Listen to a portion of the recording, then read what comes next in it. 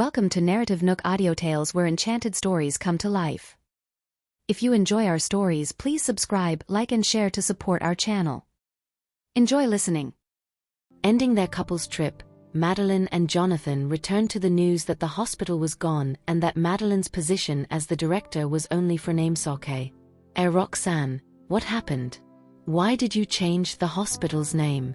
Shouldn't you explain the situation to me? Roxanne remained calm after listening to Madeline's complaint. She asked Madeline to head over to the manor so they could discuss things. Jonathan arrived before Madeline did. He tossed a bunch of local, delicious specialties from different locations before Roxanne and Lucian. Lucian, Roxanne, Madeline and I bought these during our trip for both of you and the kids. Jonathan looked refreshed and energetic as if he had turned back the youth clock.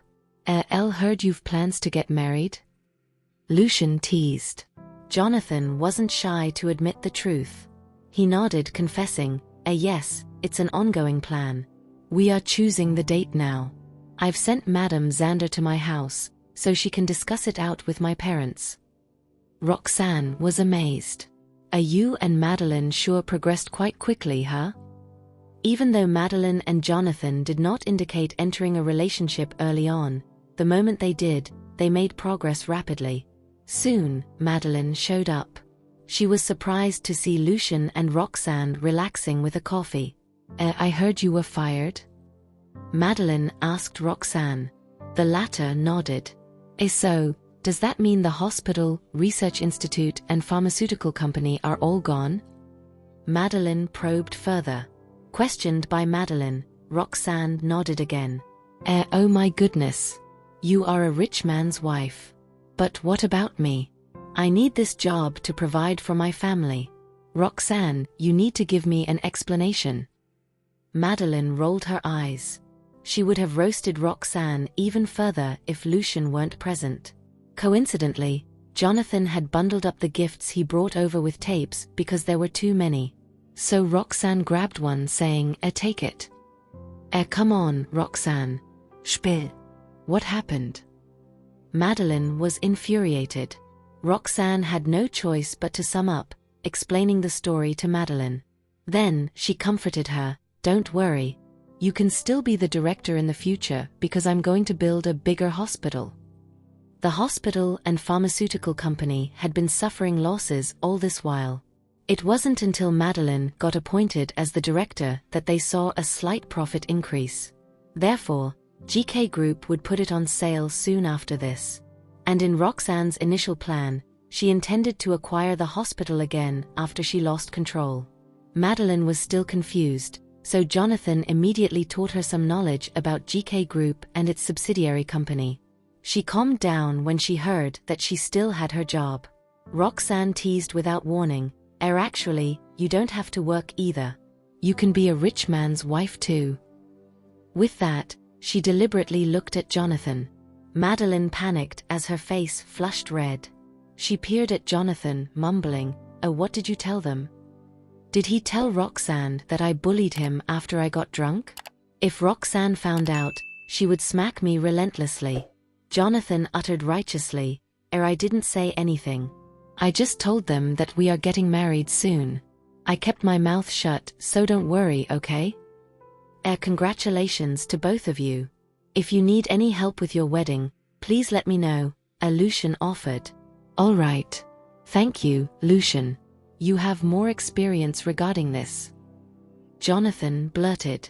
Roxanne and Lucian instantly froze as their gazes with murderous glints focused on Jonathan. Ha. He's right. After all, you've been married twice. Madeline giggled. Orchid had thought that parachuting into the management team this time would be smoother than before and that she would be able to integrate the research institute, pharmaceutical company, and hospital more thoroughly, leading to an explosive increase in profits. However, the finance team informed her that the pharmaceutical company was losing money every day. The previous drug pricing was too low, so they couldn't cover the production costs, let alone research and development expenses. As for the hospital, although it could generate some profit, those wealthy people suddenly stopped coming for in-depth medical examinations after the name change of the medical facility, causing a significant loss in revenue.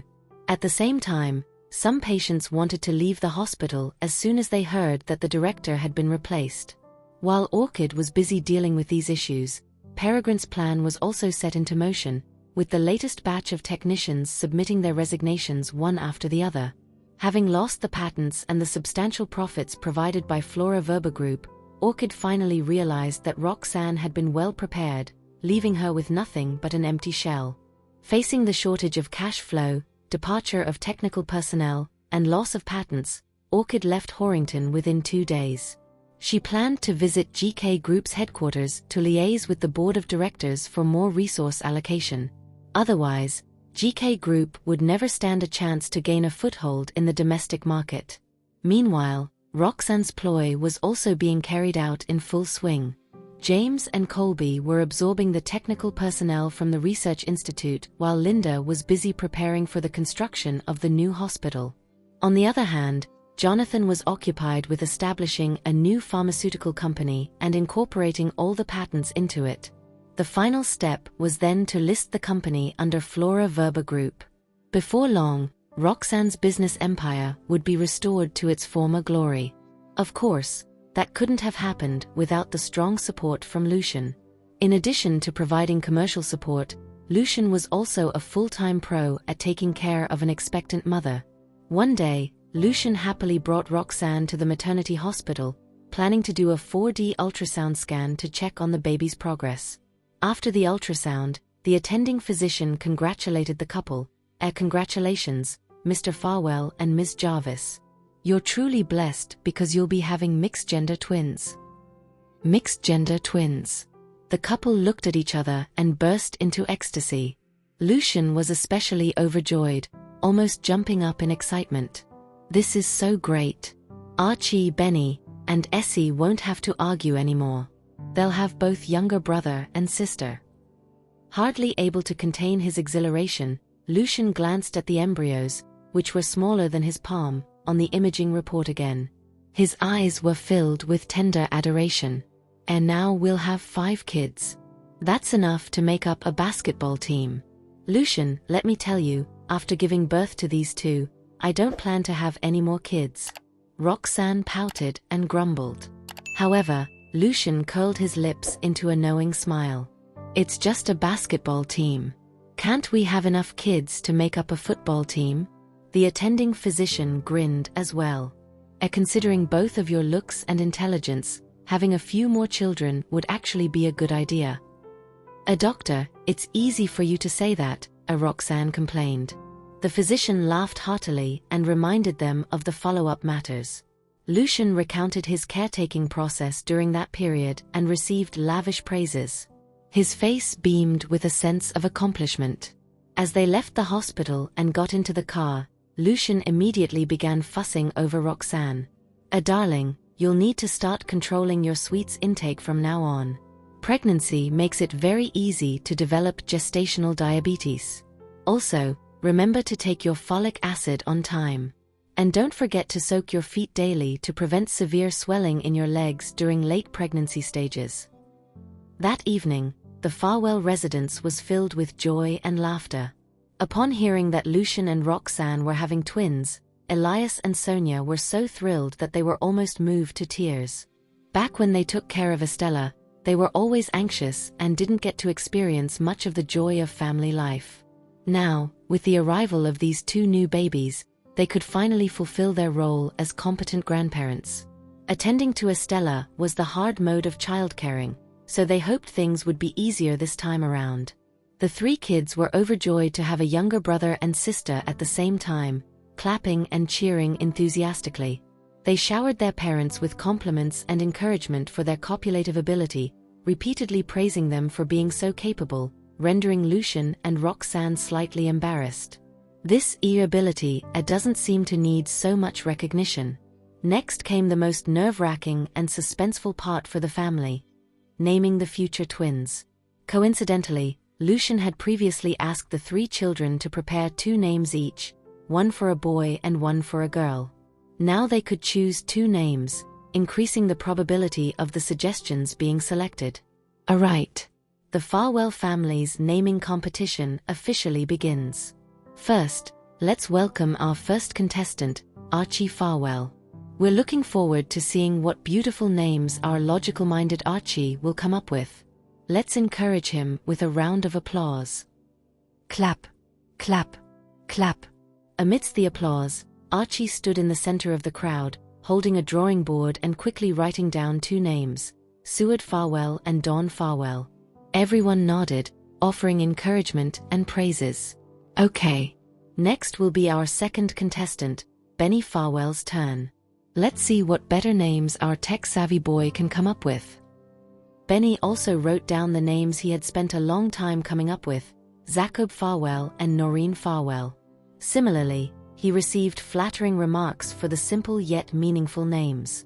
At that moment, Estella, beside them, was quickly changing her answers while muttering, "A what? I thought we were supposed to come up with more traditional names. I didn't expect both of my brothers to choose such expressive names." After grumbling, Estella didn't wait for her dad to announce her turn and directly stepped forward, raising her drawing board. The two names she thought of were Seward and Noreen. Everyone present was stumped and stunned.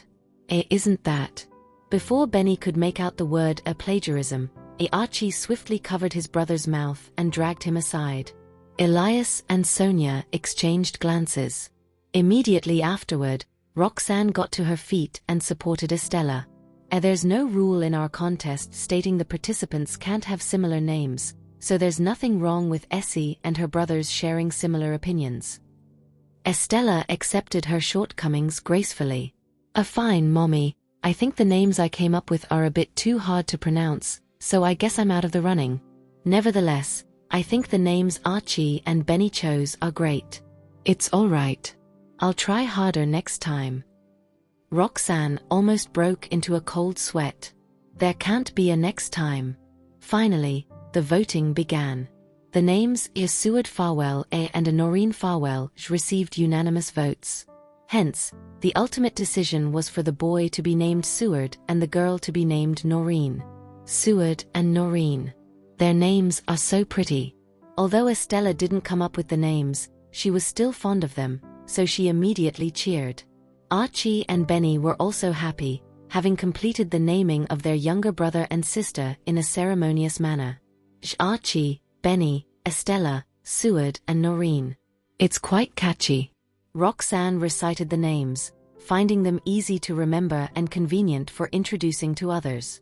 In the blink of an eye, the weather turned chilly. As per the custom during a traditional festival, many were still immersed in the warm atmosphere, unable to go into work mode entirely when Christmas had just passed a while ago. The date of Jonathan and Madeline's wedding had been set for shortly after Christmas. Archie and Benny were preparing a gift for their godmother's wedding. Estella was likewise busy designing her godmother's wedding gown. Meanwhile, Roxanne had morning sickness that lasted for 2 weeks, making her lament over her inability to feast during Christmas. Right then, the iron gates of an unknown prison in Horrington slowly opened. Electra walked out at a slow pace. Having changed out of her prison uniform, she wore a down jacket, her hair a touch disheveled. She did not tell her family that her prison term had ended. After bidding farewell to the prison guard briefly, she stared at the narrow path ahead that was long and winding. She could not see anything ahead, for everything was blanketed with snow. Following a brief contemplation, she decided to phone a friend to help book her a ride. Unexpectedly, 2 white cars zipped down the snow-covered road and reached her shortly after. Opening the car door, James hurried out of the car. He pinned his gaze on Electra and hollered, I'm here, Electra.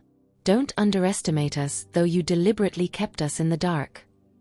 Next, Jonathan also climbed out of the car. Holding the wish bottle Electra once buried, he chimed in with a nod, I even know that you plan on buying a flight ticket and leaving Horrington after visiting your parents subsequent to your release. Shock was written all over Electra's face.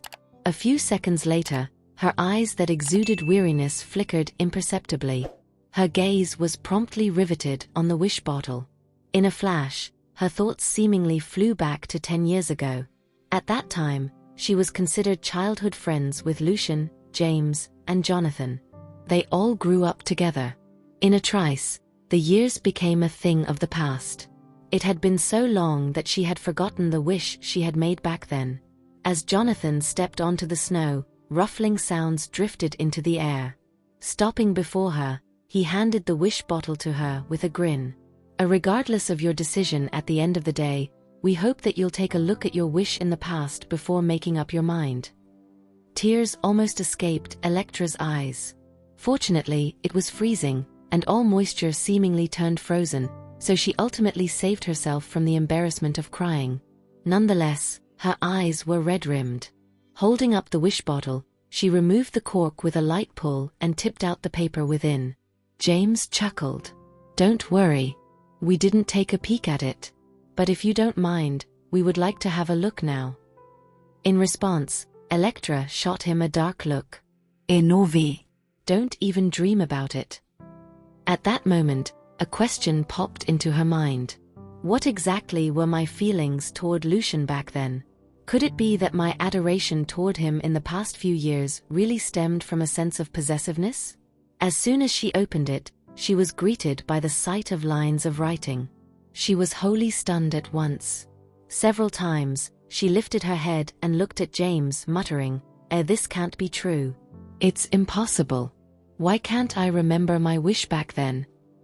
A lot of things about the times the four of them spent together were penned on the paper. However, the most part of it was about James. After all, James's house was adjacent to the Lane residence at that time. Thus, she had more interaction with him. She even wrote that she hoped Yennefer would recover soon, wishing that James would wear a smile again instead of being secretly worried all the time. "What exactly did you write? Let us have a look at it." Verily, James was beyond curious. Sheer panic struck Electra, and she immediately crumpled the paper into a ball, fisting it tightly. "Cut it out.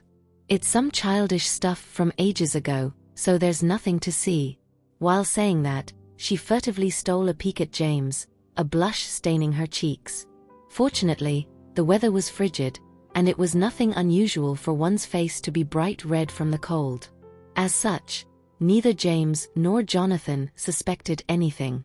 Conversely, Jonathan asked with a solemn expression, "Are you still planning on leaving?" A gust of wintry wind swept past, rendering the atmosphere sentimental all of a sudden. They had all been childhood friends who grew up together, and no one knew when they would be able to meet once more if Electra were to leave again this time. Perhaps they would have gotten married by then. If so, the pure feelings they once had would have undoubtedly faded into nothingness. A faint smile bloomed on Electra's face. "Indeed, I initially planned on avoiding reality. But then, the two of you came and gave me a sudden burst of courage. I should face things head-on. Therefore, I won't be leaving anymore." The wish she made many years ago had her recalling some things. However, she could not remember why she would have romantic feelings toward James back then. Was I really in love with him? But why did it turn into Lucian later? Hearing her resolute reply, Jonathan and James dipped their heads a fraction and exchanged a smile. How strange. Not only did this wish bottle change you, Jonathan, but it even convinced Electra to stay, James remarked. Jonathan and Electra had already gotten into the car. Turning the car around, they sped off. Where are you two going?" James hastily chased after them in his car. Jonathan had never expected that the very thing Electra wanted to do then was to seek Roxanne out. When the car reached the Farwell residence, he familiarly drove into the courtyard. At a single glance, everyone could see that Lucian was building a snowman in the space blanketed by a thick layer of snow. The manor was spacious, and countless snowmen of peculiar figures littered the grounds. Roxanne's face was flushed from the cold, but she was dressed warmly, the layer upon layer of clothes making her ungainly. If she refused to dress in such a manner, Lucian would never have allowed her out of the house, let alone build a snowman. At the sight of Jonathan, the couple hollered excitedly, Come here, Jonathan." The snowman you built yesterday had already crumbled. It turned out that the bunch of snowmen there was not their handiwork alone, but also that of the triplets as well as Jonathan and Madeline. Jonathan chuckled. Right then, Electra swung open the car door and got out of the vehicle. Both Roxanne and Lucian were startled for a moment. Subsequently, Lucian inclined his head and greeted, "For your back." He sounded as though it was a reunion of a long-time good friend, and that touched Electra. Smiling, Electra greeted Roxanne, How are you doing, Miss Jarvis?" Roxanne pursed her lips and flashed the woman an amicable smile. Pretty good. It's cold outside, so let's talk in the house." Truth be told, it had never crossed her mind that Electra would come knocking on her door as soon as the latter was released from prison. She inwardly wondered what the woman wanted with her. James only arrived when they had all gone into the house. With sufficient heating in the living room, the temperature was just right. Lucian gently helped Roxanne remove her jackets, all three of them. Surprisingly, Electra remained unmoved by that scene, still as calm as ever. When they were all seated, Lucian brewed hot coffee before brewing a cup of jasmine tea for Roxanne. Thereafter, he casually asked, "What are your plans next, Electra?" Her gaze alighting on Roxanne, Electra noticed the latter subconsciously keeping her right hand over her abdomen. Thus, she commented, "Congratulations on your pregnancy, Miss Jarvis. You and Lucian make a perfect match indeed." Everyone present was taken aback, as she would never have said such a thing in the past. Roxanne could tell that Electra was hinting at her that she would not be clinging to Lucian anymore. Hence, she replied evenly, "Thank you. It's twins, so the house will be exceedingly lively in the near future." "That's great," Electra exclaimed from the depths of her heart. On the heels of that, she abruptly started, "I'm really sorry for the mistakes I committed in the past, Miss Jarvis. I've wronged you greatly, and I hereby apologize sincerely." Her expression was beyond solemn and grave. While Roxanne had some reservations about it, she swiftly answered, "It's okay. That was all in the past." Throughout it all, Lucian did not say a single word. Jonathan gave a dip of his head as though vouching for Electra. Then, they all chatted casually. Electra laid out her plans, saying she still wanted to start a business. Everyone else was supportive of that. Midway, Jonathan received a call from Madeline, and he left to make preparations for the wedding. In the end, it was James who drove Electra back. After everyone had left, Roxanne turned to her husband and lamented, "It looks like Electra has really changed. Otherwise, she would never have sought me out. That'll be for the best." Lucian was incredibly cautious when it came to that matter. His attitude had Roxanne's lips curve into a smirk. You don't have to be so nervous. I trust you. Electra probably doesn't like you anymore now. Don't worry. The two of you are still childhood friends, so you don't need to restrain yourself too much." At that, Lucian nodded. "I know my boundaries. At present, taking good care of you is my most important task. I don't want to bother about other things." Meanwhile, as James drove Electra back, Electra, who sat in the passenger seat, glanced at him every so often. James frowned, sensing that something was amiss. "Is there something on my face, Electra? Is there leftover stubble or a pimple?" For a moment, Electra panicked. In the next heartbeat, however, she hastily tried to cover it up. Do you still remember the times when we were young, James? My house was right beside yours. At that time, it was even you who introduced Lucian to me." Electra lamented placidly. James' focus was on driving. Without turning to her, he bobbed his head and replied, Yeah, I was the one who introduced him to you. The first time you saw him, you were completely enraptured. Jonathan and I could see that you had a crush on him." After saying that, he snickered teasingly. At once, Electra's brows knitted together. Nonsense. Is that true? Why don't I remember that? Verily, her memory was extremely fuzzy. She could seemingly recall something, but she could not remember whether it was James or Lucian exactly. In the car, the two of them talked at length about the past. It was as though a movie was playing in her head, depicting increasingly more events of the past. There's something wrong with you, Electra. Lucian, Jonathan, and I remember all this. How could you have forgotten them? Did something happen during the few years you were abroad? James was very much surprised. That question stumped Electra. She tried her best to cast her mind back to the past, but there were many details she could not recall, especially the first 2 years she made Lucian's acquaintance. What exactly is wrong with me? Am I suffering from amnesia? There was still a week before Madeline's wedding. Both Roxanne and Lucian went to her house to help decorate the place. Jonathan was hanging streamers while his parents, Zachary and Henrietta, were talking to Lorraine about the specifics of the wedding in the living room. The couple respected Lorraine's feelings greatly, urging her to speak up if she had any requests, and they would fulfill them as long as it was within the Queen family's capabilities. On the contrary, Madeline was so busy getting the new hospital up and running as soon as possible that she was not home yet. Aha! The bride-to-be is all calm and unruffled, yet we're all anxious. I told Madeline not to worry about the situation at the hospital, but she turned a deaf ear to my words and couldn't even be bothered to make preparations for her own wedding. Noticing that her best friend's wedding gown was wrinkled, Roxanne took out an iron and smoothed the creases. At her complaint, Lucian chuckled.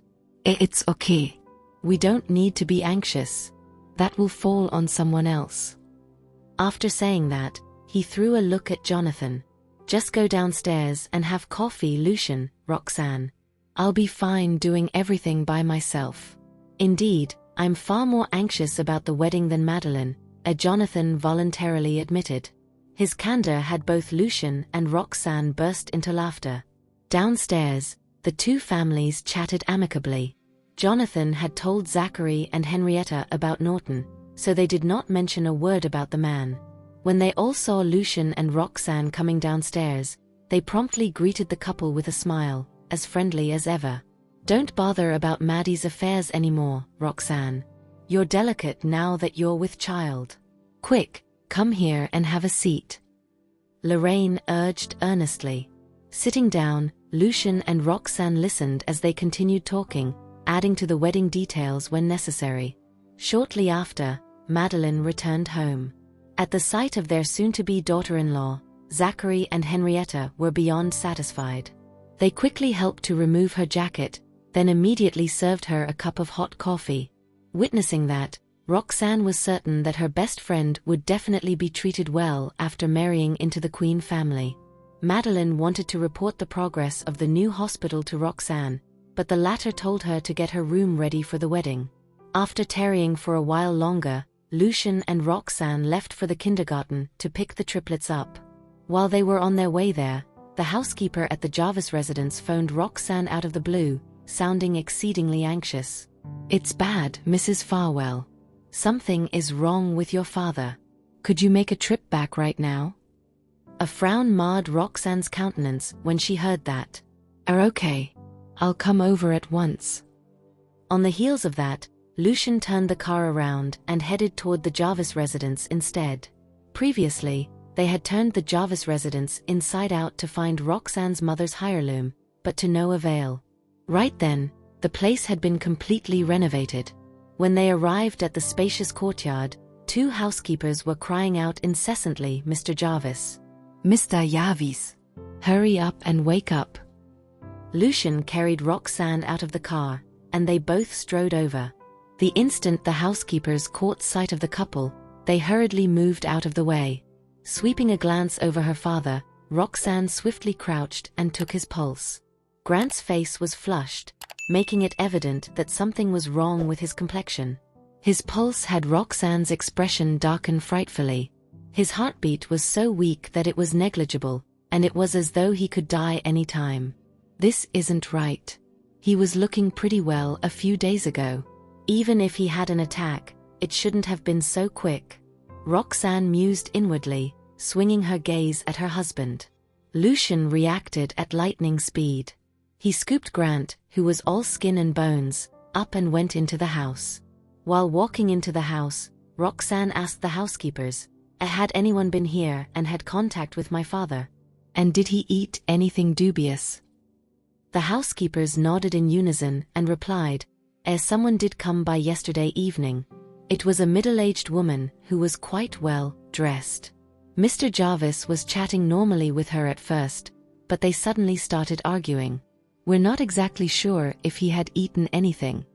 Roxanne did not even need to think to know that it was Winnie who had visited. So much time had passed without anything happening. It was obvious that Winnie was the one creating trouble, given that something bad had happened to Grant right after he met her. That batch. She's still thinking of harming Grant even when he's about to die. Well, Grant probably deserves it. With her newfound understanding, Roxanne began administering acupuncture to Grant. A while later, the woman looked up and noticed that her father's face, which had turned crimson and was extremely swollen earlier, was gradually returning to normal. The swelling had happened due to the coagulation and reverse flow of blood in Grant's body. If the situation had been slightly more severe, his blood would have completely solidified and turned black. Roxanne had always been bold and meticulous. Seeing that the acupuncture had taken effect, she instructed the housekeepers to concoct the medicine at once. However, Grant was still unconscious. Winnie had poisoned him. Lucian, call the police. Roxanne exclaimed coldly while walking out of the room. She had never expected Winnie to be that vicious. Even though Grant's good days were already coming to an end, the woman still could not wait to kill him. Lucian nodded and proceeded to retrieve the surveillance recordings in the house. From the videos, he saw that Winnie had entered the living room right after she arrived, and a moment later, a quarrel erupted between her and Grant. Both of them appeared to be very agitated. However, as audio was not captured in the recordings, it was not clear what their argument was about. Lucian summoned the housekeepers once again to inquire about the content of the quarrel between the two. We vaguely heard Mr. Jarvis calling the woman evil, and other words along those lines. One of the housekeepers answered. Another housekeeper pondered intently for a moment before adding, they mentioned poisoning as well. Mr. Jarvis had asked the woman if it was her who did it. Upon hearing that, a scary thought surfaced in Lucian's mind.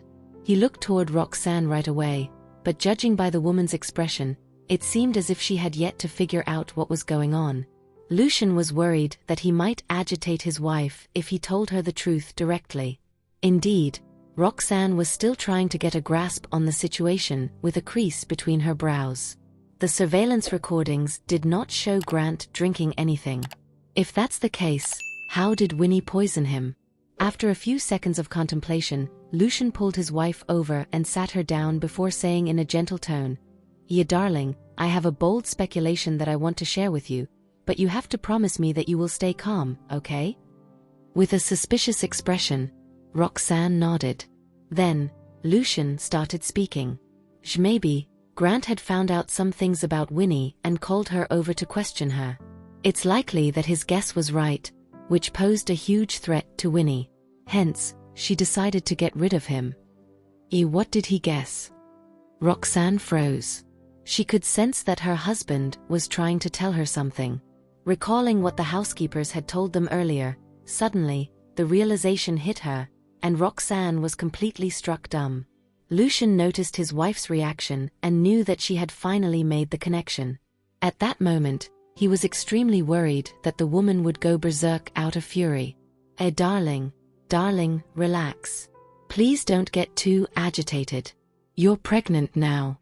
Darling, that was just my guess. Lucian quickly tried to comfort Roxanne. Although he was rather confident in his guess and was almost certain that that was the truth, he had to say something to calm his wife down. However, it was impossible to disarm Roxanne's wrath. Instantly, her expression changed into that of resentment and rage, her chest heaving frantically with every breath. Her breathing was getting increasingly rapid while her eyes glimmered with anger. That means my mom's death wasn't that simple, right? The woman asked in a choked voice as her body trembled uncontrollably. They had to wait for Grant to wake up to find out the truth. However, overwhelmed with resentment and grief, Roxanne was inconsolable. While waiting for Grant to wake up, Roxanne noticed her mother's blissful smile in her parents' wedding photo, which was hanging on the wall in Grant's room. Instantly, tears started streaming down her face. Just then, Lucian entered the room with some food for his wife. While she ate, he gently wiped her tears away with a piece of tissue. Roxanne did not eat much due to a lack of appetite. When she was done, Lucian passed her a glass of water without insisting that she finish her food. Fixing her gaze on Grant's face, Roxanne could not help but curse her father silently in her heart. "My mom was indeed poisoned to death by that homewrecker. You would be no different from a murderer after all. You were the one who brought her back. You will have to pay for my mother's death." A while later, the police arrived. They checked the surveillance recordings, took the statements of 2 housekeepers, and drew a blood sample from Grant to test in the laboratory. They left after promising Lucian and Roxanne that, once the laboratory results were out, they would arrest Winnie at once. At around 8 in the evening, Roxanne performed another round of acupuncture on Grant. The medicine which was given to the man orally was also starting to take effect. Finally, he woke up after the poison in his body was neutralized. After opening his eyes, Grant stared blankly at the ceiling without moving or talking. The housekeepers quickly ran to the living room to inform Roxanne and Lucian that Grant had regained consciousness. Roxanne dashed into the room at once. Standing next to her father's bed, she asked anxiously, Tell me, how did my mom die? Did Winnie poison her? That was what happened, right?" Roxanne was feeling extremely emotional. However, Grant did not respond and remained motionless. His expression was blank, and his eyes were empty. Lucian had entered the room as well. When he noticed the non-responsive state of his father-in-law, he walked over to him coldly and swung a punch directly at his face. If he had not stopped himself at the last minute, the force of the punch would be enough to shatter Grant's nose bridge. However, as Lucian's intention was just to test if Grant was putting on an act, he held back his fist right before it landed on the man's face. Indeed, Grant blinked and quickly returned to his senses. Tell me the truth. Please tell me the truth." Roxanne could no longer contain her fury and started yelling while grabbing her father's collar. The next moment, a sorrowful expression appeared on Grant's face, and his eyes reddened. Yes, it's definitely Winnie's doing. A few days ago, I found your mother's medical records while looking through her belongings. It was stated in there that excessive heavy metals were found in her body. I consulted a doctor and was told that it was a sign of poisoning. I did not expect Winnie to be so vicious." Taking a pause, he continued, So, I called Winnie and lied to her that I had found the item your mother had left behind and told her to come over to get it. When she arrived, I asked her if she had poisoned your mother. She tried to deny it at first, but after I questioned her repeatedly and threatened to call the police, she finally admitted it out of fear and begged me to let her off. I was so mad and wanted her to tell me exactly what she did so that I could record her confession on my phone. Out of fury, she hit me. Grant fell back into a daze as his voice trailed off. Despite being mentally prepared, Roxanne still felt that she was about to burst from rage when she heard the truth. Just then, Lucian narrowed his eyes and asked, Was it also Winnie who poisoned you?" Upon hearing that, Grant burst into tears. "Sorry. I'm so sorry. I've let your mom down. I was the one who caused her death. I took the poison myself. I wanted to die. Someone like me doesn't deserve to continue living." Grant confessed that he originally wanted to take his own life. Since sleeping pills were not easy to buy, he bought a drug that aided blood clotting. Despite knowing that it would be a painful death, he was already in the terminal stage of his cancer and would die at the end of the day. "It'll hurt far worse when my cancer eventually acts up. At least this pain can alleviate some of my inner torment." So, you were trying to take your own life?" Lucian was slightly taken aback. Winnie's arrest would fail if that were the case. Grant stopped responding and burst into tears. When Roxanne saw how hard he was crying, She gradually calmed down and fixed a cold, hostile gaze on him. What gives you the right to cry, Grant? And what right do you have to die? Since Winnie did it, you should have dragged her to death with you. In the end, you're still not over her. Am I right? After all, you still have 2 children with her, right? She felt a wave of regret wash over her. I should have ignored my despicable father from the very beginning and just let him die. Yeah, I'm so sorry, Roxanne. Grant wanted to say something more, but Roxanne did not wish to hear another word. At the moment, all she wanted was to find Winnie as soon as possible. I will never let that batch off. When Lucian saw his wife storming off to start the car, he swiftly dissuaded her and got behind the wheel himself, intending to first go to the police station to check on the situation's development. However, just as they arrived at the police station, the police officer in charge of the case gave him a call. Mr. Farwell, we were able to prove from the test results that there was an excessive amount of coagulant in Mr. Jarvis' body, causing the blood to clot. Hence, there's a possibility that he was poisoned, but he could have also overdosed. Just now, we called Mr. Jarvis to confirm that he had awakened, and since that was the case, we hoped that he would come over to cooperate with the investigation. He insisted, however, that he took the drugs himself. Since he was trying to take his own life, the case is... After hearing that, Lucian glanced at Roxanne beside him, hoping she had not heard anything. What's going on with Grant? One moment, he keeps on pleading for forgiveness. In the next, he breaks down in tears. Yet, he still testifies in Winnie's defense so that the police can't arrest her. Is he schizophrenic? How depressed will Roxanne be if she learns that Grant is still defending Winnie? Lucian decided not to tell Roxanne about it, so he said to the officer, we'll be there shortly. There's something I need your help with. No problem. I'll wait for you at the police station. After saying that, the officer hung up the phone.